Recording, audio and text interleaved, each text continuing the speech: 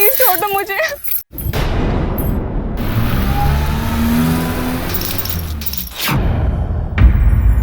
नमस्कार, सावधान India UP fights back में मैं पूजा गौर आप सबका स्वागत करती हूँ। कांच की चूड़ियां खुशियों की खनक लाती है, लेकिन इन्हीं चूड़ियों के मशहूर शहर यानी कि यूपी के फिरोजाबाद शहर में एक दुल्हन की चूड़ियां सड़क पर बिखर कर रह गई। शादी के जोड़े में ये लड़की किसी से बचकर भाग रही थी, लेकिन क्यों? आखिर उसे किसने अगवा किया था? वो शख्स जिसके लिए वो शादी के जोड़े में भागी थी, या फिर कोई और ही था जो उसे जबरन उठाकर ले गया था? और क्या चाहता था वो? आखिर कौन थी ये लड़की? कैसे वो इन हालातों में पहुंची और आगे क्या होने वाला था उसके साथ?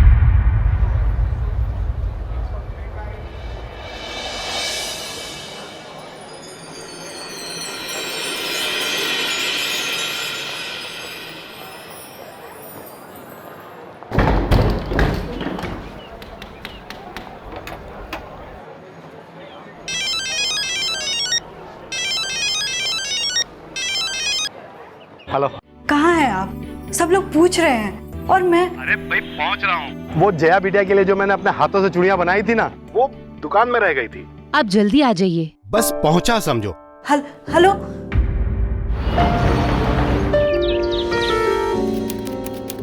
नमस्ते। वो पापा नहीं आए? एक मिनट जरा हाँ, जरा इधर आइए। एक मिनट।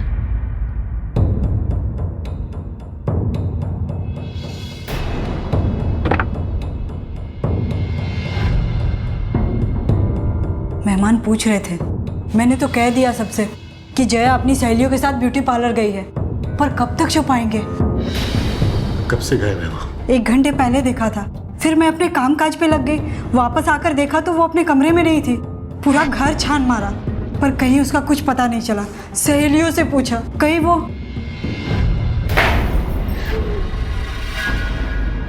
ऐसा मत कहो। अरे दुकान पे जाने से पहले तो हम मिले थे उससे। ऐसा कुछ नहीं होगा, और वो हमारी बेटी है, ऐसा कोई गलत काम नहीं करेगी वहां। लेकिन लोगों को क्या कहेंगे? हम ढूंढेंगे जाके उसे। जब तक हम वापस नहीं आ जाते तुम किसी से कुछ मत कहना, पगड़ी उछल जाएगी। लड़की का मामला है, समझी? मैं आता हूं।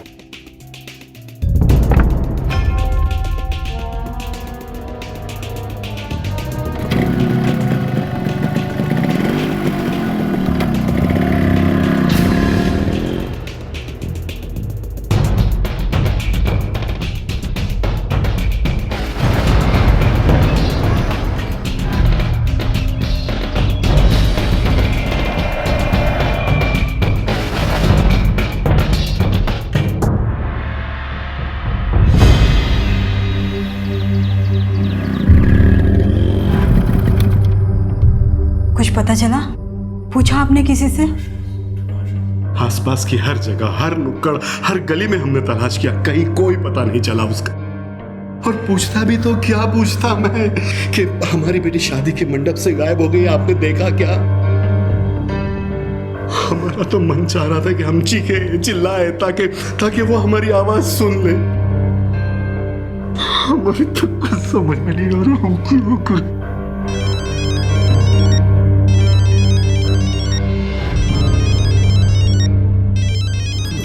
फोन। हे भगवान, अब क्या होगा? क्या बताएंगे उन्हें?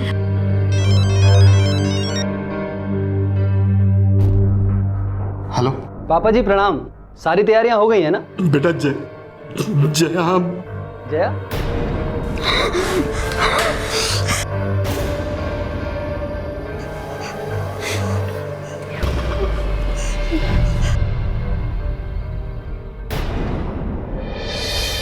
जिसकी बेटी शादी के ऐन मौके पर भाग जाए, उस बाप का क्या हाल होगा?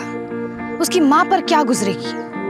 उनकी तकलीफ का अंदाजा लगाना मुश्किल है। मंधारी लाल और सिया पूरी तरह टूट चुके थे, क्योंकि आज उनकी अपनी बेटी जया ने उन्हें पराया बना दिया था।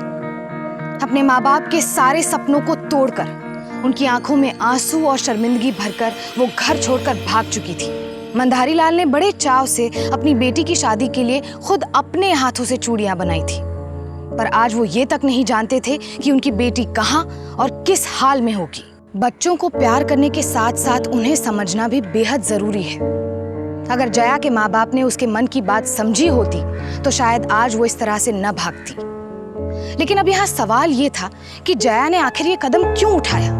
क्या वो इस शादी से खुश नहीं थी या फिर कोई और वजह थी? क्या अब वो घर वापस आएगी भी या नहीं? और उज्जवल, जिसकी होने वाली पत्नी शादी से पहले ही भाग चुकी थी, उस पर क्या गुजरी होगी? अब ये मामला निजी दुख के साथ सामाजिक शर्मिंदगी का भी हो चुका था। हमें माफ कर दो बेटा। जया के लिए मैं तुमसे माफी मांगती हूँ। आप मेरी माँ समान है, प्लीज ऐसा मत कहिए। हमारी बेटी की वजह से तुम्हें भी शर्मिंदगी उठानी पड़ रही है। लोग पूछेंगे शादी क्यों नहीं हुई, बारात क्यों नहीं आई, तो हम क्या जवाब देंगे समाज को? आप लोगों की चिंता क्यों कर रहे हैं पापा जी? सबसे पहले हमें यह देखना है कि जया जहाँ कहीं भी हो, ठीक हो, सुरक्षित हो, और आप मुझे अपना दामाद नहीं बेटा समझिए। बेटा, मैंने हर जगह तलाश किया उसे, लेकिन कहीं कुछ पता नहीं चला कि वो कहाँ गई, कैसे गई। तो फिर हमें पुलिस के पास जाना चाहिए। नहीं बेटे, अगर पुलिस के पास ये बात गई तो सारे शहर को पता चल जाएगा कि मंदारी लाल की बेटी शादी के मंडप से भाग गई। लेकिन पापा जी, हमारे पास और कोई चारा भी तो नहीं है। पुलिस की मदद से हम जल्द से जल्द ये पता लगा पाएंगे कि जया कहाँ है। दामाद जी सही कह रहे हैं, आप मान जाइए ना। कैसे मान जाऊं मैं सिया? उम्र गुजर गई है मेरी काम करते करते। पैसा कम और इज्जत ज्यादा कमाई है मैंने। पुरखों का नाम मिट्टी में मिल जाएगा। ऐसा कुछ नहीं होगा पापा जी। मैं आपसे वादा करता हूँ कि जया जहाँ कहीं भी मिलेगी, जिस भी हाल में मिलेगी, मैं थामूंगा उसका हाथ। अपनी पत्नी का दर्जा दूंगा उसे मैं, और समाज में कोई भी आप पर या आपके परिवार पर उंगली नहीं उठा पाएगा। लेकिन इस वक्त मुझे प्लीज पुलिस के पास जाने दीजिए। ठीक है बेटा। जी, जया के साथ आज मेरी शादी थी और बारात पहुंचे उससे पहले ही जया कहीं गायब हो गई। सर, जल्द से जल्द पता लगाइए कि जया कहाँ है, वरना आप तो जानते हैं कि ऐसे मामले अगर समाज में फैल जाए तो इज्जत और आबरू दोनों नीलाम हो जाती है। क्या नाम बताया लड़की के पिता का? जी, मंदारी लाल। उनकी चूड़ियों की दुकान है मेरे गोदाम के पास। मेरी चूड़ियाँ बनाने की फैक्ट्री है। बरसों से जानता हूँ उनको मैं। ये लड़की जया कब गायब हुई है? जी, ये तो नहीं पता, लेकिन बारात निकलने से पहले मैंने उनको फोन किया था और तब जया गायब थी। ठीक है पदम, चलो लड़की के पिता से पूछताछ करते हैं। आखिरी बार मैंने जया को उसके कमरे में देखा था।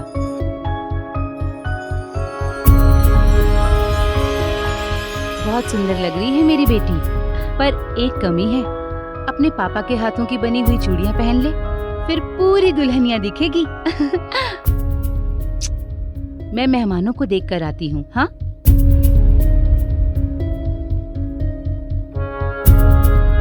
माँ, क्या हुआ बेटा? कुछ नहीं। फिर उसके बाद मैं अपने कामकाज में लग गई। देखिए सर, हमने हमारी बेटी को हर जगह तलाश किया, लेकिन वो कहीं नहीं मिली। सर, आज तक हमारे घर में पुलिस नहीं आई। हमारी इज्जत तो मिट्टी में मिल ही चुकी है और अभी तक हमारी बेटी का भी पता नहीं लगा। देखिए, अगर आप लोगों को आपत्ति ना हो तो हम जया के कमरे की तलाशी लेना चाहते हैं। जी। देखिए मंदारी लाल जी, पुलिस की कार्रवाई शुरू होने से पहले हम जया के अतीत के बारे में कुछ जानना चाहते हैं। जी पूछिए। जया का किसी लड़के से कोई प्यार मोहब्बत जैसा कुछ? जी नहीं, मेरी बेटी ऐसी नहीं थी और उसने हमसे वादा किया था कि वो ऐसा कुछ भी नहीं करेगी, और उसने हमारी कसम भी खाई थी। आपकी कसम खाई थी? इसका क्या मतलब है? सर, ये जया के कमरे से मिली है।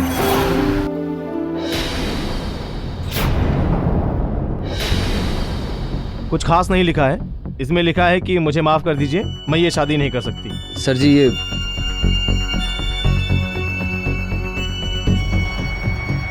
हाँ तो मंदारी लाल जी, आप कुछ कह रहे थे कि उसने आपकी कसम खाई थी। ऐसा क्या है जो आप मुझे बता नहीं रहे? मैं बताती हूँ आपको। कुछ महीने पहले मैंने उसे किसी लड़के से बात करते हुए सुना था। जब मैंने उससे पूछा तो उसने कहा वो उस लड़के से प्यार करती है। और उससे पूछने के बाद हमको यह पता चला कि वो लड़का हमारी बिरादरी का नहीं है और कुछ ज्यादा खास कमाता भी नहीं था। तो ऐसे लड़के के हाथ में अपनी लड़की का हाथ कैसे दे सकता था? मैंने बहुत समझाया उसको और वो समझ भी गई थी कि आइंदा उस लड़के से वो नहीं मिलेगी, भूल जाएगी उसे, और इस शादी के लिए वो अपनी मर्जी से राजी हुई थी, बिना किसी दबाव के। सर, वो लड़का कौन था? अब ना तो मैंने उसका नाम पूछा और ना ही मैंने उसकी शक्ल देखी। आपने शादी की तैयारियां करते वक्त मुझे उसकी अलमारी से एक फोटो मिली थी। क्या? ये बात तुमने मुझे क्यों नहीं बताई? क्या बताती मैं? उसने कहा कि वो उस लड़के को भूल चुकी है, गलती से उसका फोटो रह गया है। फिर मैंने उसकी फोटो ले ली। आपके पास है वो फोटो अभी? लाइए।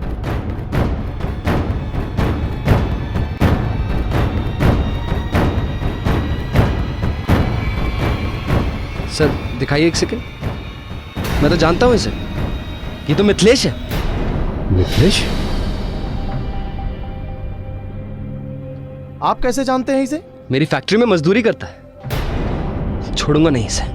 इसकी जरूरत कैसे हुई मेरी होने वाली बीवी के साथ ये सब करने की? शांत रहिए, और आप ऐसा कुछ भी नहीं करेंगे। पुलिस ये तो जान चुकी थी कि जया मिथिलेश से प्यार करती थी, यानी कि ये शादी उसकी मर्जी के खिलाफ हो रही थी, और शायद यही वजह थी कि वो शादी से भाग निकली थी। लेकिन अब उसका कहीं कोई अता पता नहीं था। पुलिस उसके बारे में सारी जानकारी जुटा चुकी थी, पर क्या वो उसे ढूंढने में कामयाब हो पाएगी? वो घर से तो भागी थी, पर फिर उसका अपहरण हो चुका था। तो क्या मिथिलेश ने ही ऐसा उसके साथ किया था, या फिर किसी और की नजर भी थी जया पर? ये गुत्थी जितनी आसान दिख रही थी, उतनी आसानी से सुलझने वाली नहीं थी। लेकिन फिलहाल पुलिस के लिए मिथिलेश को पकड़ना सबसे जरूरी था, क्योंकि शायद वही एक शख्स था जो सच जानता था।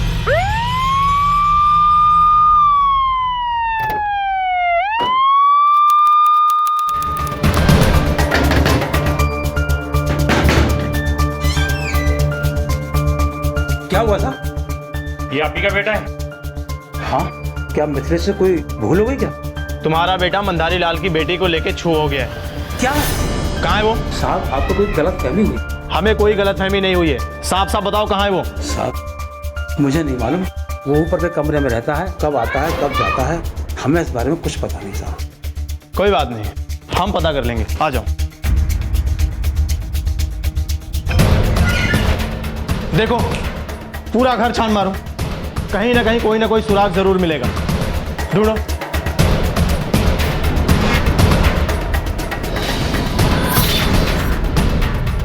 सर, ये दुपट्टा सर जया के माता पिता के स्टेटमेंट के अनुसार जया ने इसी रंग का दुपट्टा पहना था जिस दिन वो घर से भागी थी। कहाँ से आया दुपट्टा? है सच सच बताओ, मिथिलेश कहाँ है? साहब, हमें नहीं मालूम मिथिलेश कहाँ है। इस वक्त तो फैक्ट्री में ही होता है। चलो पढ़ो, उज्जवल की फैक्ट्री की तरफ चलो। Yes sir. मिथिलेश वहीं पे काम करता था, हो सकता है वहां पे लोगों को पता हो कि कहाँ मिलेगा वो। चलो।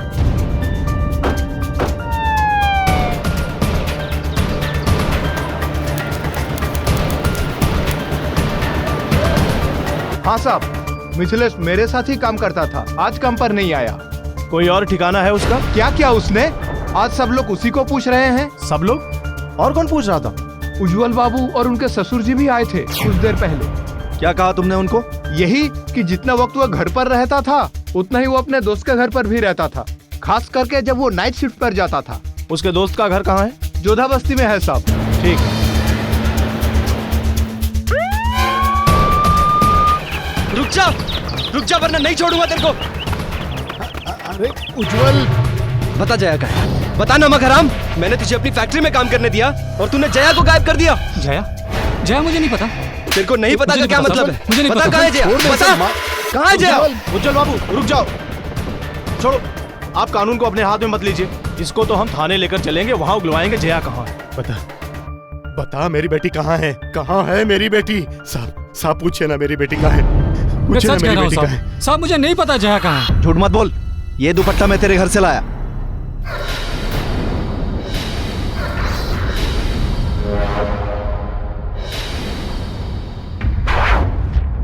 ये तो जया का है। ये थाने चलकर बताएगा कि जया कहाँ है। ले चल इसको। सब सच कह रहा हूँ मैं। चल जया का दुपट्टा, कहीं उसने मेरी जया के। बहुत हो गई तेरी नौटंकी, सच बता जया कहाँ है। देख, हम तुझे फंसाना नहीं चाहते हैं, लेकिन सच सच बता दे कि जया कहाँ पर है। तुम दोनों ने भाग के शादी तो नहीं की है ना? सच सच बता दे, वरना सच उगलवाने के हमारे पास और भी बहुत सारे तरीके हैं। बता। साहब मैं सच कह रहा हूँ, मुझे नहीं पता जया कहाँ है। झूठ मत बोल, जया का दुपट्टा मैं तुम्हारे कमरे से मिला। जया ने अपने फोन से आखिरी फोन तुम्हारे नंबर पे किया था। बोल जया कहाँ है? साहब ये सच है कि जया ने मुझे फोन किया था। ये भी सच है कि हम दोनों एक दूसरे को बहुत चाहते हैं साहब। कैसा लग रहा है? बहुत अच्छी। मैं तुम्हारे लिए कुछ लाया हूँ।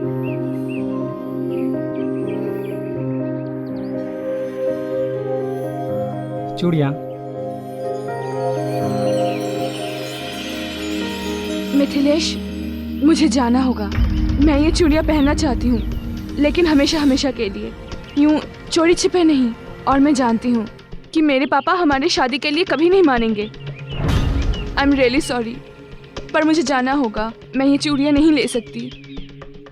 तुम ये चूड़ियाँ पहनोगी हमेशा के लिए, और हमारी शादी ज़रूर होगी। तुम चिंता मत करो, सब ठीक हो जाएगा। साहब, हम दोनों अलग बिरादरी से हैं और मैं मजदूरी करता हूँ। जया के माता पिता नहीं माने, और जया अपने माता पिता को दुख नहीं पहुँचाना चाहती थी, इसलिए उसने मुझे सब कुछ भूल जाने को कहा था साहब। लेकिन उस दिन जब जया की शादी थी तो उसने मुझे फ़ोन किया। मिथिलेश, मैं ये शादी नहीं कर सकती। मैं तुम्हारे बिना नहीं जी सकती।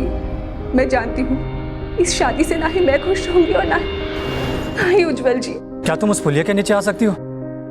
हम फिर वहाँ से शहर जाकर कोर्ट में शादी कर लेंगे। ठीक है, मैं आती हूँ। तुम मेरा वहाँ इंतजार करना, मैं बस अभी पहुँच रहा हूँ। हाँ ठीक है। लेकिन जब मैं वहाँ पहुँचा तो वहाँ जया नहीं थी। मैंने बहुत देर इंतजार किया, फिर मुझे लगा कि जया नहीं आएगी, लेकिन बाद में मुझे पता चला कि जया गायब हो गई है, तो मैं घबरा गया साहब। फिर उसका दुपट्टा तुम्हारे घर से कैसे मिला? मुझे नहीं पता साहब, मैंने जया को नहीं देखा। मेरा विश्वास कीजिए साहब। झूठ मत बोल साहब, अगर मुझे जया मिल गई होती तो मैं उसे शहर लेकर भाग जाता। दिन दहाड़े मोहल्ले वालों के बीच में उसे अपने घर क्यों लाता?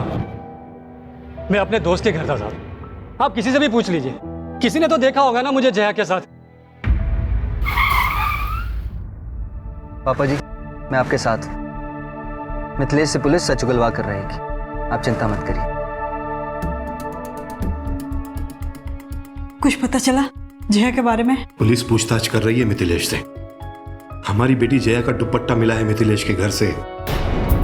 पुलिस सब उगलवा लेंगे उससे। हाँ, मैंने पहले ही कहा था आपसे। तो क्या करूं मैं? अरे मुझे क्या पता था कि मेरी बेटी मेरी कसम खाने के बाद इस तरीके का कदम उठाएगी। मैं तो सिर्फ एक बाप का फर्ज निभा रहा था, खुश देखना चाह रहा था मैं उसे। मुझे क्या मालूम था कि हमें अपनी बेटी खोनी पड़ जाएगी। मिथिलेश के कमरे से मिली जया की चुनरी इस बात का सबूत थी कि जया के भागने से उसका सीधा ताल्लुक था, और इसी आधार पर पुलिस ने उसे गिरफ्तार कर लिया था। वो बार बार यही कह रहा था कि उसे नहीं पता कि जया की चुनरी उसके कमरे में कैसे पहुंची। तो क्या मिथिलेश झूठ बोल रहा था, या फिर जया के गायब होने के पीछे कोई और ही रहस्य था?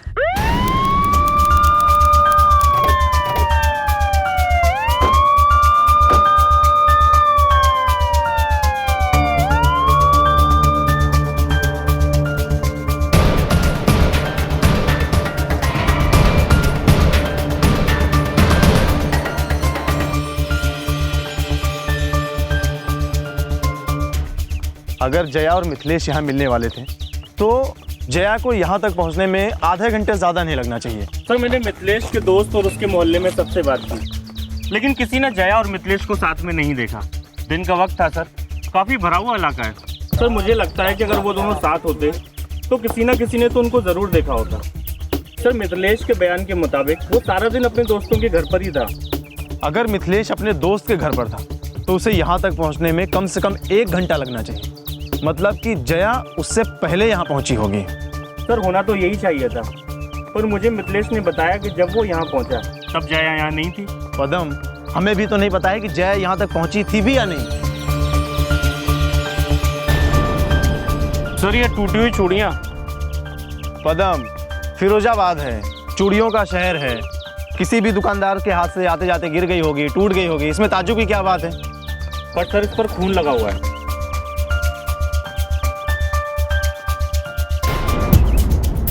अगर ये मान भी लिया जाए कि ये जया का खून है तो क्यों? क्योंकि जया तो मिथिलेश के साथ अपनी मर्जी से भागी थी। लेकिन ये सच में अगर जया का खून है तो इसका मतलब है कि जया के साथ में ज़बरदस्ती हुई है, और उसी ज़बरदस्ती में ये चूड़ियाँ टूटी हैं और उसके हाथ का खून इसमें लगा है। अब तेरे खिलाफ हमारे पास कोई ठोस सबूत तो है नहीं, इसलिए जमानत पर रिहा करना पड़ रहा है। लेकिन सुन, शहर छोड़कर मत जाना। जी सर। साहब मेरा विश्वास कीजिए, मैं भी पता लगाना चाहता हूँ कि जया कहाँ है। और मैं भी। चल निकल अभी, ले जाओ इसे। जी सर। सर आपको क्या लगता है, क्या जया को गायब करने में मिथिलेश का हाथ है? पदम, जब तक जया मिल नहीं जाती है, जया से जुड़े हुए हर आदमी पर हमें शक है। और ये मिथिलेश पर कड़ी नजर रखो। अगर इसने जया को कहीं छुपाया है तो ये उससे मिलने की कोशिश करेगा जरूर। फिलहाल हम लोग जया के पिता से फिर से पूछताछ करते हैं। देखिए, हमने कड़ी छानबीन की है। अगर दिन दहाड़े मिथिलेश जया को अपने ऊपर वाले कमरे में ले गया होता जहां पर हमें वो दुपट्टा मिला है, तो उसके मोहल्ले में किसी ने तो जरूर देखा होता। अब हम ये तो नहीं कह सकते हैं कि वो दुपट्टा वहां पर कैसे पहुंचा, लेकिन हमें पुरानी पुलिया पर कुछ टूटी हुई चूड़ियां मिली। पदम, और इस पर खून भी लगा हुआ है। ये तो मेरी जया की चूड़ियां है। उस दिन इसने यही चूड़ियां पहनी हुई थी। देखिए, आप लोग धीरज रखिए, हम जया की तलाश कर लेंगे। आप कब तक दिलासा देते रहेंगे? कब तक? इंस्पेक्टर साहब, आपने मार मार के मिथिलेश की हड्डियां क्यों नहीं तोड़ दी? क्यों नहीं सच उगलवाया उससे? देखिए, हमारे पास उसके खिलाफ ठोस सबूत नहीं है, इसलिए हम उसको रिमांड पर नहीं रख सकते हैं और इसलिए हमको उसे जमानत पर रिहा करना पड़ा। ये क्या कह रहे हैं सर आप? जिस आदमी के जरिए हमारी बेटी का पता चल सकता था, उसे आपने कैसे जाने दिया? तो अब जया का पता कैसे चलेगा? पुलिस अपने तरीके से काम कर रही है। मिथिलेश पर हमें भी शक है, वो कहीं जा नहीं सकता है। हमारे आदमी 24 घंटे उस पर नजर रखे हुए हैं।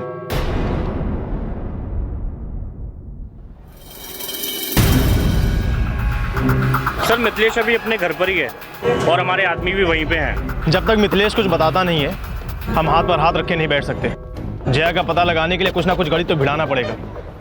पदम, हम जया का मिनट बाई मिनट ग्राफ बनाते हैं।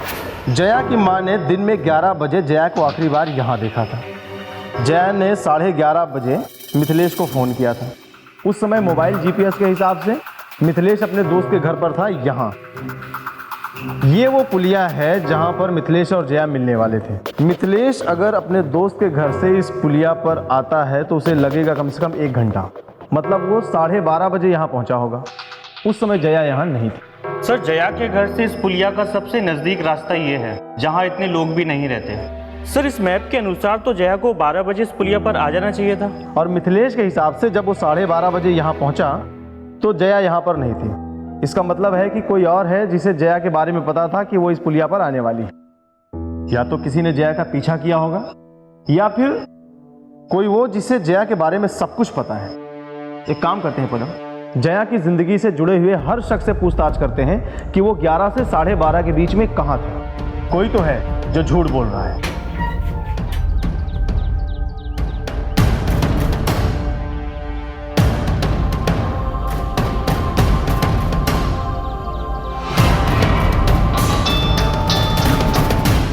सर, इस समय मिथिलेश बस अड्डे पे है सर। लगता है भागने की कोशिश कर रहा है सर। सर, आप कहें तो उसे अरेस्ट कर लें। नहीं नहीं, सिर्फ उस पर नजर रखो। देखो वो कहाँ जा रहा है, हो सकता है वो जया से मिलने जा रहा हो। ठीक है? ठीक है सर। जया को घर से भागे हुए 24 घंटे बीत चुके थे, पर अभी तक उसका कोई अता पता नहीं था। आखिर जया कहाँ थी, किस हाल में थी? पुलिस को अब तक कोई भी पुख्ता सबूत या जानकारी हासिल नहीं हो पाई थी और किसी भी पुख्ता सबूतों के अभाव में पुलिस ने मिथिलेश को जमानत पर छोड़ दिया। पर क्या पुलिस मिथिलेश के जरिए जया तक पहुंचने में कामयाब हो पाएगी? जया के माता पिता और उसका मंगेतर उज्जवल दर्द और शर्मिंदगी से गुजर रहे थे, तभी इस कहानी में एक नया मोड़ आया।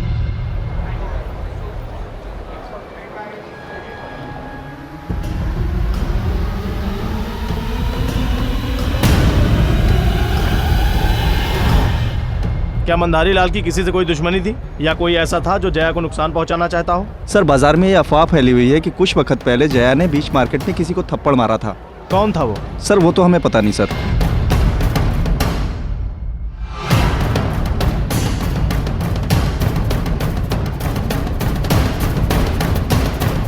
उज्जवल जी, जिस वक्त जया गायब हुई उस वक्त आप कहाँ थे? देखिए, एक रूटीन इंक्वायरी है, इसलिए हमें आपसे भी पूछताछ करनी पड़ेगी। उस दिन मेरी शादी थी, मैं यहीं पर घर पर था, बारात लेके निकलने वाला था, और कहाँ रहूंगा मैं? मैंने आपके घर में आए हुए लगभग हर मेहमान से पूछताछ की है। किसी ने भी आपको 11:30 से 12:30 के बीच में घर में नहीं देखा। क्या कहना क्या चाहते हैं आप? मैं ठीक से समझ रहा हूँ आपके इस गेम को। आप मुझसे सवाल जवाब कर रहे हैं, इसका साफ मतलब है कि आप मुझ पर शक कर रहे हैं। क्या मेरी मंगेतर गायब है और आप मुझे को परेशान कर रहे हैं? देखिए, मैं आपके इन बेहुदा सवालों का जवाब नहीं देना चाहता। आपको जो भी कानूनन कार्रवाई करनी है आप कीजिए, लेकिन मैं अब और एक शब्द नहीं बोलूंगा। अरे उज्जवल साहब, आप तो खामखा गुस्सा हो गए। मैं तो ऐसे ही पूछ रहा था। खैर, आप जरा ठंडे दिमाग से सोचिए कि आप उस वक्त कहाँ थे। शायद आपको याद आ जाए। हम फिर मिलेंगे। Thank you.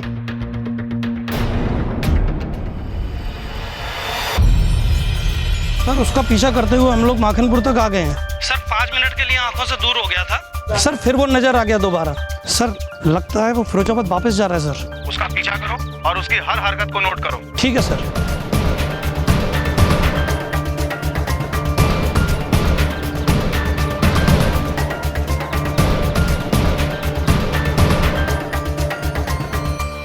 कुछ पता चला जया के बारे में? कहाँ है वो? हम तलाश कर रहे हैं। जया के गायब होने के दौरान 11:30 से 12:30 के बीच में आप लोग कहाँ थे? देखिए, ये सवाल मैं सबसे पूछ रहा हूँ ताकि हमें कुछ तो सुराग मिले, कुछ तो पता चले।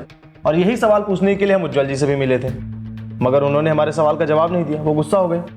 ये क्या कह रहे हैं सर आप? हमारे बेटे जैसे दामाद पर शक कर रहे हैं? मंधारी लाल जी, शक नहीं कर रहा हूँ, सिर्फ सवाल पूछ रहा हूँ। जरूरी है। 11:30 और 12:30 के बीच में वो हमारे साथ थे। आपके साथ? जी। मगर उस दिन तो बारात आनी थी। क्या ना सर, की लड़की की शादी है और वो भी उज्जवल बाबू जैसे रईस घर में। तो लेन देन की बात करनी थी, इसलिए हम उनसे मिले थे ताकि कुछ ऊंच नीच ना हो जाए। उसके बाद वो अपने घर चले गए और हम दुकान पर जया की चूड़ियां लाने। आप कहते हैं तो हम मान लेते हैं। अच्छा, एक सवाल और, क्या जया ने चूड़ी बाजार में कभी किसी आदमी को थप्पड़ मारा था?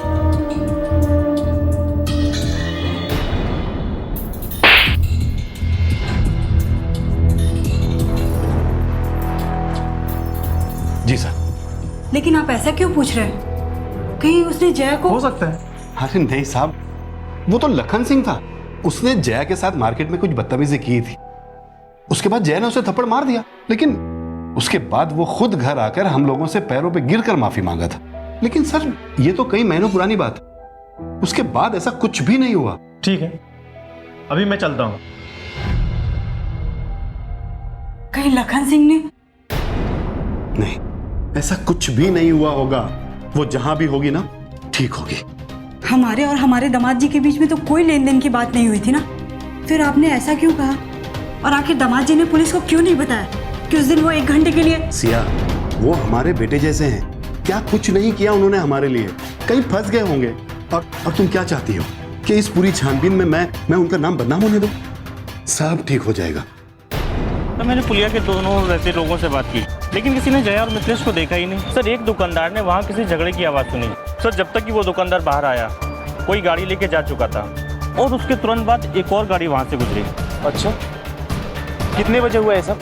सर, यही को तकरीबन 12 से 12:30 के बीच। सर, उसने ये भी बताया कि उन गाड़ियों पर चूड़ी के स्टिकर लगे थे। और कुछ? सर, एक गाड़ी का तो पता नहीं, लेकिन दूसरी गाड़ी किसी लखन सिंह की थी। चूड़ी मार्केट में दुकान है उसकी।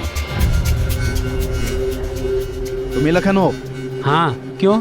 तेरे क्यों का जवाब तो बड़े साहब थाने में देंगे। चल। अरे साहब, मैंने क्या किया है? याददाश्त वापस दिलाऊं या जया का थप्पड़ याद आ गया? वो तो साहब कुछ महीने पहले की बात है साहब, पर आप इतने दिन बाद मुझसे क्यों पूछ रहे हैं साहब? क्योंकि जिस पुलिया से जया गायब हुई है, उसी पुलिया पर उसी दौरान तुम्हारी गाड़ी देखी गई है। बोल, जया कहाँ है? बदला लेने के लिए किया है ना ये सब? मतलब साहब, हम तो उससे प्यार करते हैं। एक दिन हमने हिम्मत करके दिल की बात बताई तो साहब गाल पे थप्पड़ मार दिया साहब उसने। पर हम नाराज नहीं थे उससे, प्यार जो करते थे हम उससे। पर हम उसका बुरा क्यों चाहेंगे साहब? झूठ मत बोल। साहब, मैं झूठ नहीं बोल रहा हूँ, बिल्कुल सच बता रहा हूँ। हाँ ठीक है। इसकी दुकान और मकान में कुछ भी नहीं मिला। इसकी गाड़ी में कुछ मिला? नहीं सर, हमें वहाँ कुछ नहीं मिला। इसका मतलब है कि जया फिर उस दूसरी गाड़ी में होगी। कुछ पता चला वो गाड़ी किसकी थी? नहीं सर, अब तक कुछ पता नहीं चला। वो साहब मैं बताऊं, वो गाड़ी किसकी थी? किसकी? साहब, मैं पुलिया से जा रहा था तो आगे मोड़ पे एक गाड़ी को जाते हुए पीछे से देखा साहब। मैं तुरंत पहचान गया साहब वो गाड़ी किसकी थी। जया के गायब होने के बाद हमारी हर इन्वेस्टिगेशन में बार बार आपका नाम क्यों आता है? बकवास है ये सब। कहाँ थे आज दिन भर आप? जब आपका फोन आया तब मैं घर पे था और सीधा वहां से यहाँ आया। चिंता के मारे कई दिनों से फैक्ट्री भी नहीं जा पा रहा हूँ मैं। जिस दिन जया गायब हुई है उस दिन 11:30 से 12:30 के बीच में कहाँ थे आप? मंधारी लाल जी ने आपको बताया तो था कि मैं उनके साथ था। उन्होंने बताया था, कि तुम उनके साथ थे, लेकिन हमारे पास एक गवाह है जिसने तुमको उस दिन उस वक्त पर उस पुरानी पुलिया के पास देखा। तो पुरानी पुलिया पे जाने से मैंने ऐसा कौन सा गुनाह कर दिया? ताज्जुब की बात है उज्जवल जी, जिस वक्त आप उस पुलिया पर थे ठीक उसी समय जया भी उसी पुलिया पर थी। मैं मंदारी लाल जी से मिलकर वापस लौट रहा था। मुझे क्या पता था कि जया उस कमीने से मिलने उसी पुल पर गई है। मंदारी लाल ने बताया कि आप उनसे मिलने के लिए चूड़ी बाजार के अपने गोडाउन में गए थे। जी बिल्कुल। वहां से आपके घर की दूरी सिर्फ 10 मिनट की है, फिर भी आपने इतना लंबा रास्ता तय किया अपने घर पहुंचने के लिए, क्यों? शादी का सीजन है सर, उस रोड पर जाम लगा हुआ था, इसलिए घर जल्दी पहुंचने के लिए मैंने पुलिया वाला रास्ता ले लिया। और ये क्या उल्टे सीधे सवाल पूछ रहे हैं आप मुझसे? थोड़ा तो कॉमन सेंस लगाइए कि मैं अपनी मंगेतर को शादी के दिन क्यों गायब करूं? हमारा कॉमन सेंस तो ये कहता है कि आपको जया और मिथिलेश के बारे में खबर हो गई थी और आपने गुस्से में आकर। झूठ है ये सब। अगर मुझे जया को गायब करना ही होता तो मैं आपके पास कंप्लेंट लिखवाने क्यों आता? आपको जया मिल नहीं रही है, इसका मतलब आप मुझ पे कोई भी आरोप थोपते रहेंगे। हेलो, क्या? ठीक है, हम अभी आते हैं। आप भी हमारे साथ चल रहे हैं। क्यों? आपकी फैक्ट्री की भट्टी में एक डेड बॉडी मिली है।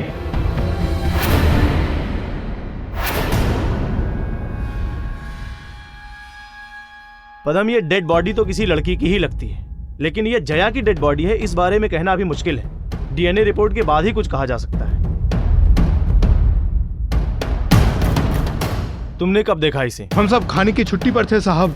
मैं ये भट्टी संभालता हूँ साहब। तापमान नापने के लिए जब जल्दी आया मैं, तो भट्टी में एक लाश देखा साहब। मैं पूरा शरीर जल चुका था। तुम्हें किसी पे शक है? नहीं साहब। तुमने किसी को आते जाते देखा यहाँ? नहीं साहब, सब छुट्टी पे थे साहब।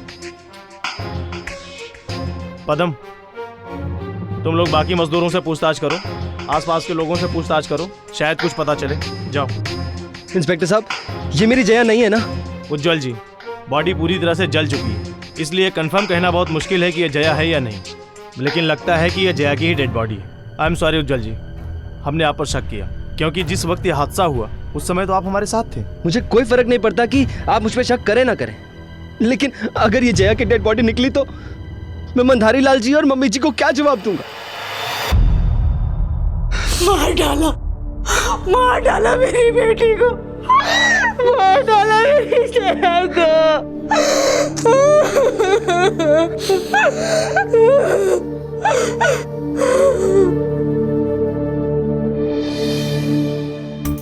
हमने जया के कमरे से मिले हुए फिंगरप्रिंट्स को लाश के फिंगरप्रिंट से मैच किया है। ये बॉडी जया की ही है। सर, कुछ पता चला? ऑटोप्सी अभी बाकी है, लेकिन लाश की पहचान हो गई है। लाश जया की ही है। सर, मैंने फैक्ट्री के मजदूरों से बात की। सर, उन्होंने मुझे बताया कि उन्होंने मिथिलेश को फैक्ट्री के आसपास नशे की हालत में देखा। ये साबित हो चुका था कि उज्जवल की फैक्ट्री से मिली अधजली लाश जया की ही थी, यानी कि जया की हत्या हो चुकी थी, और वो भी इतनी बेरहमी से। तो आखिर उज्जवल का इन सबसे क्या लेना देना था? पुलिस को अब असली गुनहगार और उसके हत्यारे तक पहुंचना जरूरी था। मंदारी लाल के दिए गए बयानों के अनुसार उज्जवल उनके बेटे जैसा था।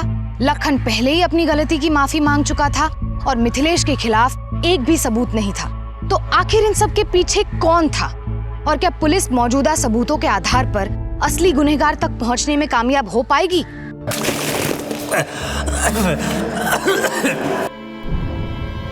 ये कैसे हुआ? मैं नशे की हालत में घर नहीं जाना चाहता था, इसलिए मैं फैक्ट्री गया था अपने दोस्त से उसके घर की चाबी मांगने के लिए। जैसे मैं पीछे के दरवाजे से जाऊं, उज्जवल वहां अपनी गाड़ी लेकर गुजर रहा था।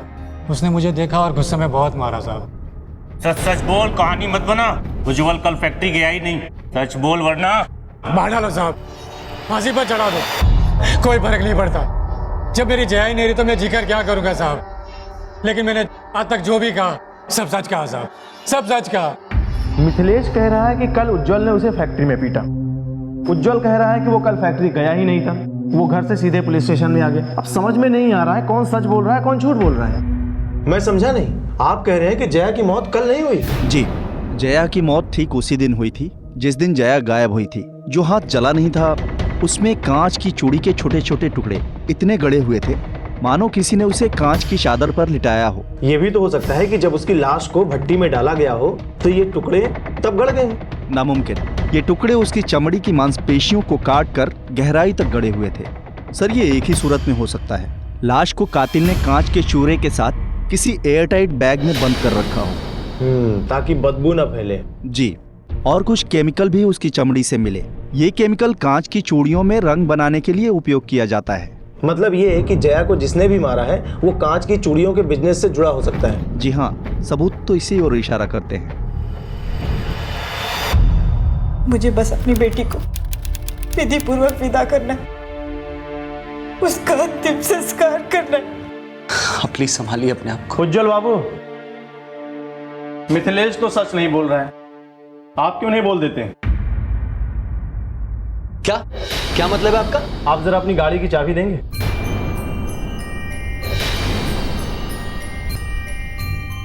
इनकी गाड़ी की अच्छे से तलाशी लो। अगर इनकी गाड़ी में जया की बॉडी से संबंधित कोई भी सुराग मिले तो मुझे फौरन खबर करो।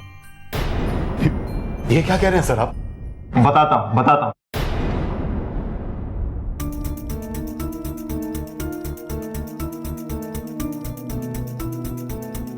उज्जवल बाबू, तुमने कहा था कि कल तुम फैक्ट्री नहीं गए थे। जी नहीं गया था। और मिथिलेश ने कहा कि तुम फैक्ट्री कल गए थे। मिथिलेश गुनाहगार है, झूठा वो है। उसके कहने पर आप ये कैसे बोल सकते हैं कि उज्जवल गुनाहगार है? इल्जाम नहीं लगा रहा हूं मंधारी लाल जी, साबित भी करूंगा।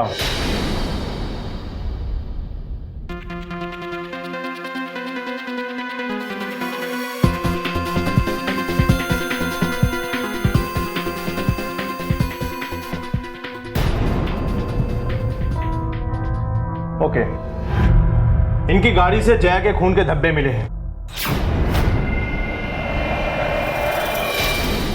इनके गोडाउन में भी उसके खून के धब्बे मिले हैं। उज्जवल बाबू, सच यहां बोलेंगे या घसीट कर थाने ले चलूं तब बोलेंगे? उज्जवल, क्या ये सच है? बताओ। मैंने नहीं मारा जया को, मैंने तो बस मदद की थी। किसकी मदद की थी? किसने मारा उसको? हमने मारा हमारी जया को।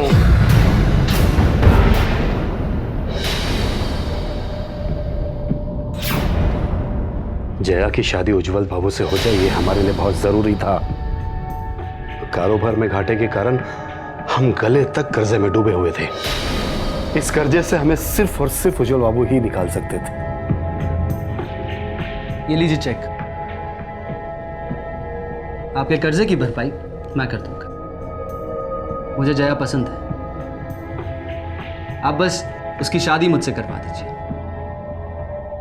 लेकिन जया मानेगी ना? भूल जाएगी ना उस मिथिलेश को? नहीं सर। ना पड़ेगा, चाहे उसके लिए मुझे कुछ भी करना पड़े, कुछ भी।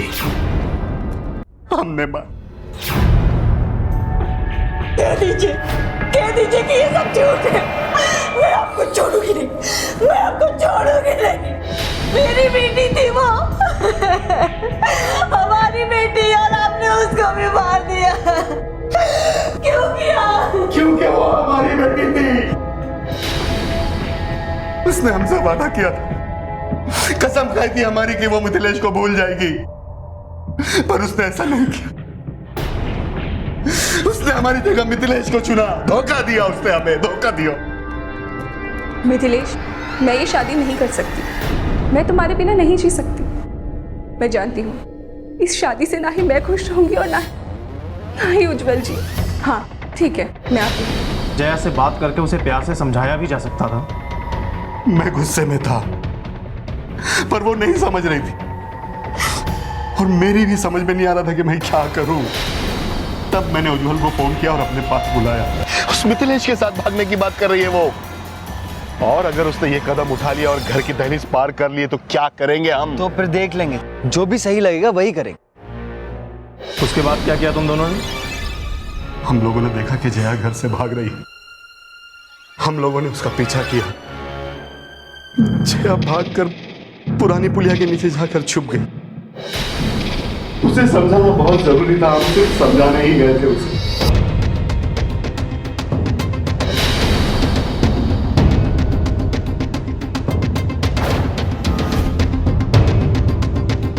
प्लीज प्लीज छोड़ दो। नहीं पापा, प्लीज छोड़ दीजिए मुझे। पापा प्लीज। मिथिलेश के प्यार में पागल हो गई थी वो। मिथिलेश का नाम लेकर बार बार नौटंकी कर रही थी। इस हालत में हम उसे घर कैसे लाते? तुम्हें उस लड़के को भुलाना ही होगा बेटा, वो तुम्हारे लायक नहीं है। ये उज्जवल ही तुम्हारे लायक है। और तुमने तो हमारी कसम खाई थी, फिर क्यों तोड़ दी उसे? अरे क्यों अपने बाप की पगड़ी उछालना चाहती हो तुम? पापा, मैं आपको, माँ को या फिर उज्जवल जी को परेशान नहीं करना चाहती थी, पर मैं क्या करूं, नहीं जी सकती मैं उसके बिना। मिटा दिया जया के जुबान से मिथिलेश का नाम हमेशा हमेशा के लिए, जो कि हमारी बरादरी का था ही नहीं। और अपने जुर्म को और अगली किसी भी मुसीबत से उज्जवल को बचाने के लिए हम दोनों ने मिलकर जया की लाश को एयर टाइट बैग में बंद कर दिया, जिसमें हम केमिकल रखते हैं ताकि लाश की बदबू ना फैल सके। मिथिलेश की वजह से जया मुझसे शादी नहीं करना चाहती थी, इसलिए जया की मौत के लिए मैं मिथिलेश को फंसाना चाहता था। मैंने ही जया का दुपट्टा मिथिलेश के कमरे में रख दिया था। जब हमने देखा कि पुलिस लखन की दुकान की तलाशी ले रही है तो हम डर गए। तब हमने सोचा कि लाश की बदबू की वजह से लोगों को पता ना चल जाए। मैं लाश को अपनी फैक्ट्री की भट्टी में जलाकर राख कर देना चाहता था। अगर लाश ही नहीं मिलेगी तो जया का खून कभी साबित ही नहीं हो पाएगा। मुझे पता था कि उस वक्त वर्कर्स ब्रेक पे होते हैं, कोई नहीं देखेगा। लेकिन अचानक वर्कर के जल्दी आ जाने से मैं लाश को पूरी तरह जला नहीं पाया। आप कैसे मार सकते हैं अपनी बेटी को? कैसे मार सकते हैं आप अपनी बेटी को? नहीं छोड़ूंगी मैं आपको, नहीं छोड़ूंगी। आपने मेरी बेटी को मार डाला। तुम लोगों ने एक निर्दोष लड़की को सिर्फ इसलिए मार दिया क्योंकि वो जिंदगी को अपने तरीके से जीना चाहती थी, अपनी आजादी से, अपनी पसंद से। अगर मेरे हाथ कानून से बंधे ना होते तो मैं तुम दोनों की तो इन दोनों को हटाओ मेरे सामने से, ले जाओ।